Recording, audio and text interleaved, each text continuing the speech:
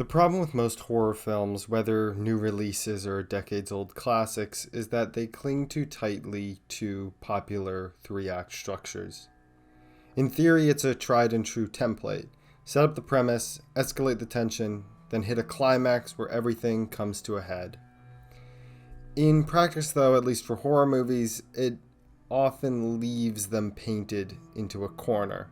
This structure demands continual escalation, which can force filmmakers to trade atmosphere and dread for spectacle and action. What begins as a slow, suffocating fear often mutates into a noisy confrontation, and Weapons is a prime example.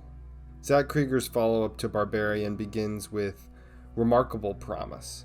The first two-thirds are a masterclass in controlled unease, fragmenting the narrative across multiple perspectives and time frames.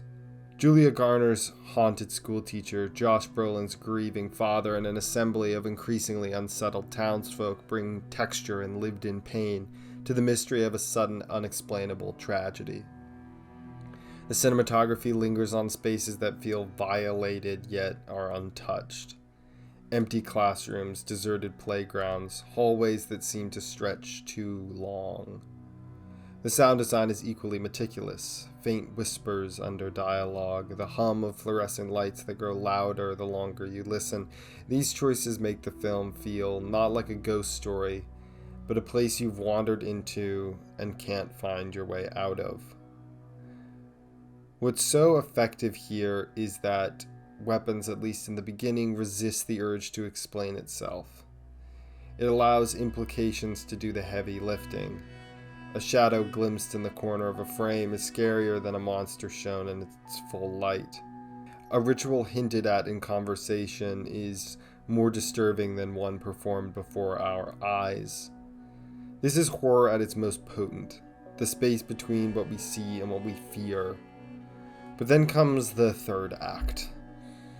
The film's commitment to the three-act structure becomes its undoing. Escalation demands that the mystery be solved, the threat revealed, and the stakes amplified.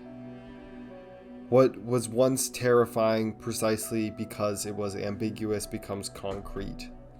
The witchcraft mythology that hovered ominously over the story is dragged into the light, complete with visual effects and explanatory monologues. The tension, once razor-thin, slackens under the weight of answers. This isn't unique to Weapons. It's the fate of many horror films that lean too heavily on conventional plotting. The three-act model rewards resolution over sensation, clarity over ambiguity, but horror thrives in the opposite conditions. In lingering questions, unresolved images, and the sense that the nightmare will continue long after the credits. When a horror film ends in spectacle rather than sustained fear, the effect is like waking up from a nightmare to find yourself in a noisy theme park. The danger is still there, but the magic, the irrational terror, has gone. To be fair, Weapons remains an ambitious and often mesmerizing film. Its first two acts are so good that they're worth experiencing, even knowing that, at least for me, the finale does not sustain their impact. Cregger's ability to orchestrate mood, weave character drama into genre thrills, and explore grief through horror remains formidable.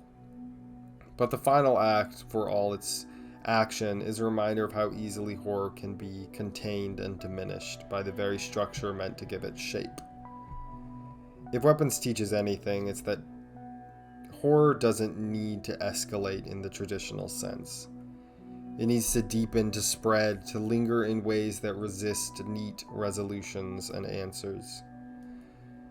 Until more films take that risk, we'll keep seeing stories that begin as nightmares and end as explanations.